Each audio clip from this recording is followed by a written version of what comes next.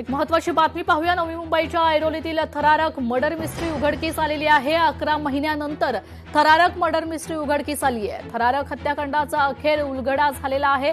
पतीनं प्रियकराच्या मदतीनं पतीची हत्या केली हे समोर आलेले। दोघांनीही 7 दिवसांची पोलीस कोठडी आता ठोठावण्यात आली आहे। घटनास्थळावरून आढावा घेतला आमच्या प्रतिनिधी आकांक्षा देशमुख यांनी। पाहूयात। या घटनेमध्ये यादवनगर या ठिकाणी राहणाऱ्या पत्नीने आपल्या पतीचा खून करून त्याची हत्या करून त्याचे 3 तुकडे केले आणि त्याचे शरीराचे 3 तुकडे हे गवळी देवी या परिसरामध्ये टाकलेले आहेत। आपण जर पाहिलं असेल तर तब्बल 11 महिन्यानंतर या घटनेचा उलगडा झालेला आहे।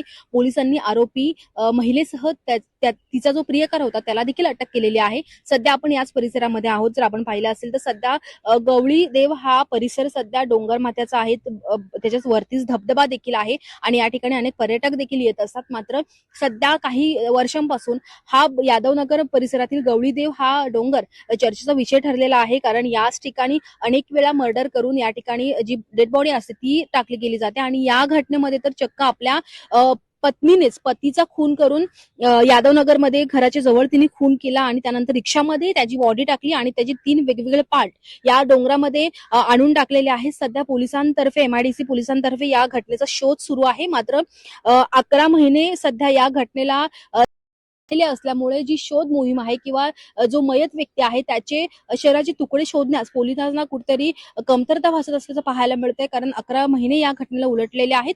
सध्या यामध्ये आरोपी महिला आहे आणि त्याचा प्रियकर आहे।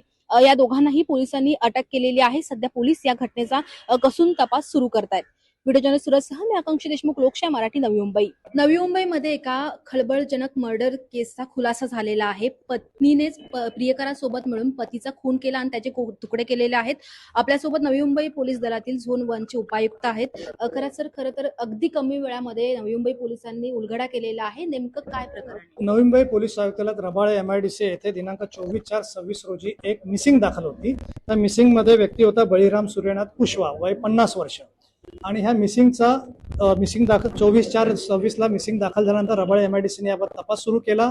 तपासामध्ये घटनास्थळावर चौकशी, टेक्निकल अनालिसिस या सगळ्या गोष्टी आपण सुरू केल्या। त्या अनुषंगाने आपल्याला आढळून आलं की ह्या मिसिंगची पत्नी, जिने ही तक्रार दिली नव्हती, मिसिंगच्या भावाने दिली होती, तिच्याकडे चौकशी केली असता असं आढळून आलं की ती एका व्यक्तीच्या संपर्कात आहे आणि तो व्यक्ती रिक्षा चालक आहे। त्याचं नाव राहुल दशरथ प्रजापती आहे आणि तिच्याशी त्याचे अनैतिक संबंध आहेत आणि त्या संबंधाला अडसर नको म्हणून तिनेच आपल्या पतीचा म्हणजे यातल्या मिसिंग व्यक्तीचा 8 ऑगस्ट 2025 म्हणजे आता 11 महिन्यापूर्वी ते 9 ऑगस्ट 2025 पहाटे खून केला आणि त्या प्रेताचे 3 तुकडे करून तिने एका विशिष्ट ठिकाणी फेकून दिले। तिने आणि त्याने मिळून विशिष्ट ठिकाणी फेकून दिले।